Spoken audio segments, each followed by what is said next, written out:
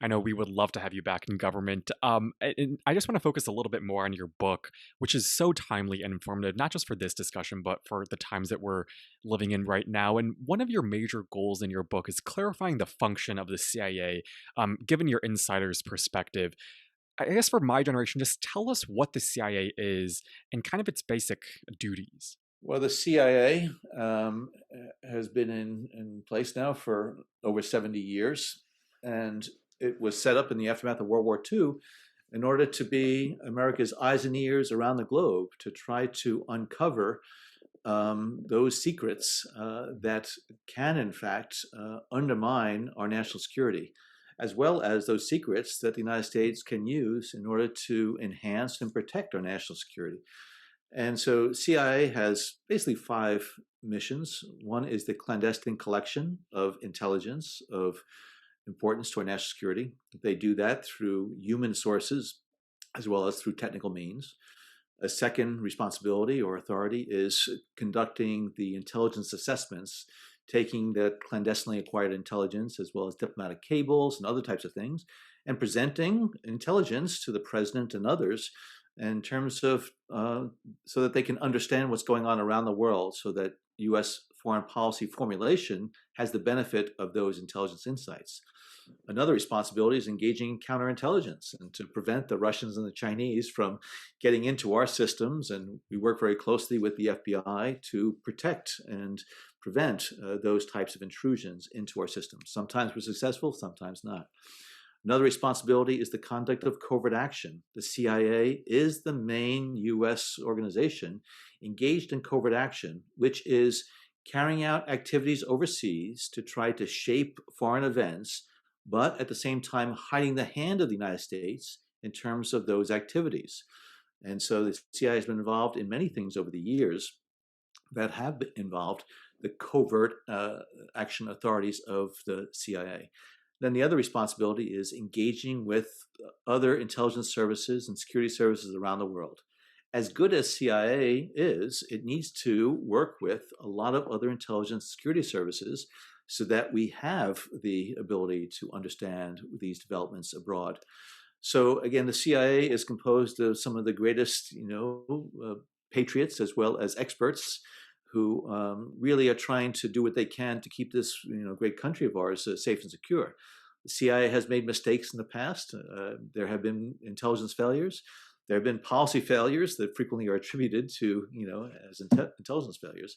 But I am just so pleased that Bill Burns, who is President Biden's nominee for the CIA director, and he went through his confirmation hearing yesterday. I am just so pleased that someone of Bill's stature and experience and integrity is going to soon be taking up residence in Langley. Definitely. And we've talked a lot on this podcast about how Donald Trump has done significant damages to institutions like the Department of Justice and the FBI. Give us a picture of how much damage President Trump caused to the CIA, and whether or not, his rhetoric and how much, he cast the CIA in this kind of deep state hurt the institution. Well, I think that the overwhelming majority of CIA officers maintain their professionalism throughout the Trump administration's tenure. I think they were very dismayed and disappointed in the fact that a president of the United States would denigrate their work, disparage their profession, and not take advantage of their intelligence as a way to ensure that our national security is going to remain strong.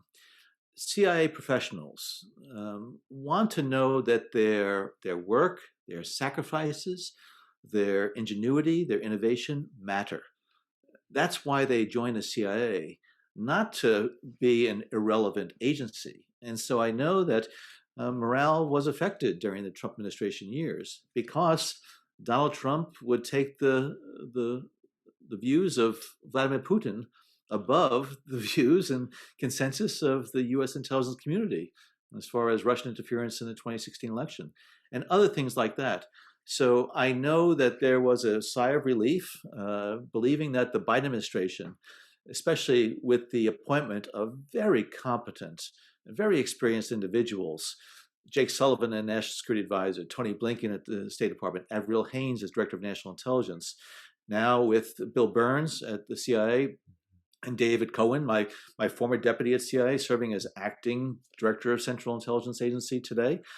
This just has buoyed, I think, the spirits of the professionals, and they are more than eager to do their part to, again, protect this country. Definitely. It'll be hard, but I think we have the right people in place to really restore morality and integrity. And you are an inspiration, I'm sure, to all of those people who are still at the CIA. I suspect that you were not the outspoken person that you are now during your government service, that now you feel like you can speak the truth and use your experience to make points that need to be made. Um, what led to the change? Was it just the election of Donald Trump that made you say, okay, now I'm going to speak out? Well, when I left government service for the second time in January of 2017, I had retired in 2005 for 3 years and worked in the private sector. During that time, I was not critical of the government, the Bush administration. I had worked in the Bush administration. Now, I spoke out at times when I had disagreements with policy. But when Donald Trump was elected, and then his attitude toward my former colleagues in the institution of the CIA, and the fact that he was, I thought, just, again, disrespecting the laws of our country, a country that I served for 33 years, it was something that just prompted me to be outspoken. Throughout my 33 years, I worked hard to defend the right of private citizens to engage in freedom of speech, and maybe I was taking advantage of my labors over the years. But I just felt as though I was obliged. I was not going to stay silent in the face of all of Donald Trump's lies, dishonesty, lack of integrity, and incompetence. And so I know a lot of my former colleagues, and feel as though I shouldn't have spoken out as vociferously as I have, and that's their right to say that I shouldn't have done it. And a lot of people think I'm partisan. I'm not. In the book, I say I'm an equal opportunity offender.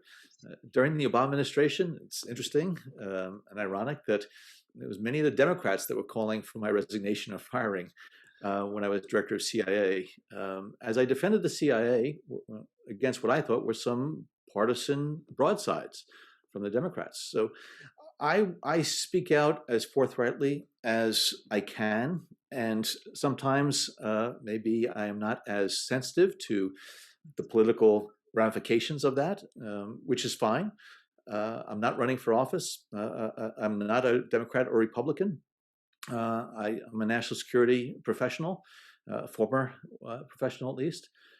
But again, Donald Trump was somebody who I just could not stomach as far as what he was doing to this country, trampling our democratic institutions, and his dishonesty, lack of integrity, lack of competence was just too much for me to bear in silence, which is why I decided to speak up and speak out.